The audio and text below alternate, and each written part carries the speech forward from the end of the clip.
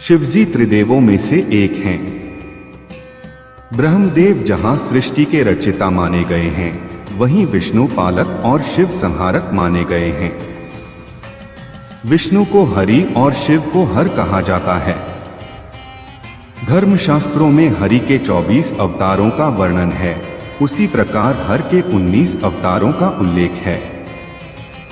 यहाँ आज हम आपको शिव महापुराण में बताए गए शिव जी के कुछ अंश अवतारों का उल्लेख करेंगे। शिव जी ने कई रुद्रावतार लिए, जिनमें 11वें रुद्र अवतार महावीर हनुमान माने गए हैं। शिव जी का पहला स्वरूप महाकाल को माना गया है।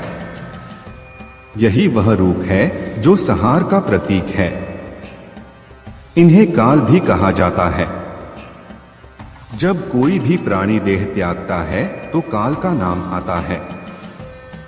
बहुत सारे भक्तजन शिवजी को महाकाल ही कहते हैं। वीरभद्र को भगवान शिव का गण माना जाता है, जो कि उनकी जटा से उत्पन्न हुए थे।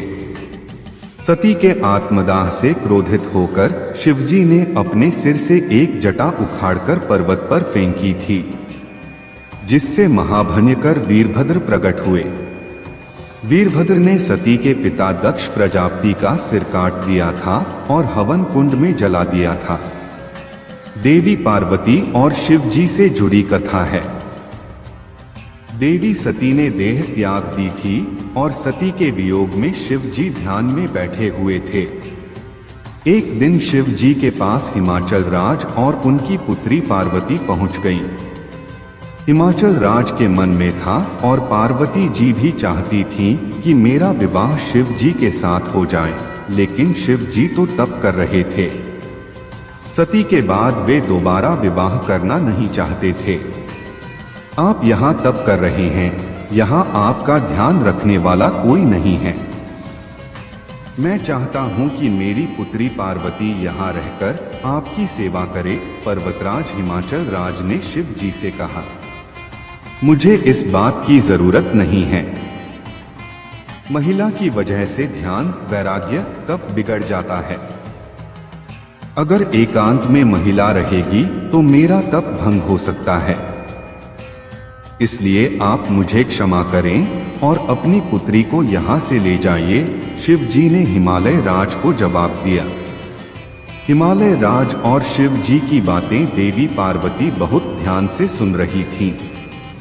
आप कह रहे हैं कि आप तप कर रहे हैं, तो जब आप तप ही कर रहे हैं तो आपको ये आभास कैसे होगा कि ये शरीर महिला का है और ये शरीर पुरुष का है? पार्वती जी ने शिव जी से पूछा।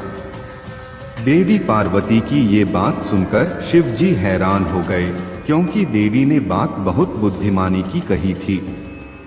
देवी आपकी बात सही है, लेकिन मेरी बात भी सही ही है, शिव जी ने कहा। इसके बाद शिव जी ने हिमाचल राज से कहा कि आप चाहें तो समय समय पर कुछ देर के लिए देवी पार्वती यहाँ आ सकती हैं और यहाँ की व्यवस्था सुधार कर वापस लौट जाएं। इस कथा में शिव जी और पार्वती जी ने संदेश दिया है कि हमें अकेले में अपनी भावनाओं पर नियंत्रण रखना चाहिए। अकेलेपन में ही व्यक्ति की भावनाएं गलत दिशा में भटकती हैं, बुरे विचार जागते हैं। इसलिए एकांत में भावनाओं पर नियंत्रण रखें। जो लोग पूजा पाठ, तप और ध्यान करते हैं, उन्हें पूरी तरह एकाग्रता के साथ डूबकर ये काम करना चाहिए, तभी मन गलत दिशा में नहीं भटकेगा। पूरा वीडियो देखने के लिए दिल की गहराई से शुक्रिया, धन्यवाद।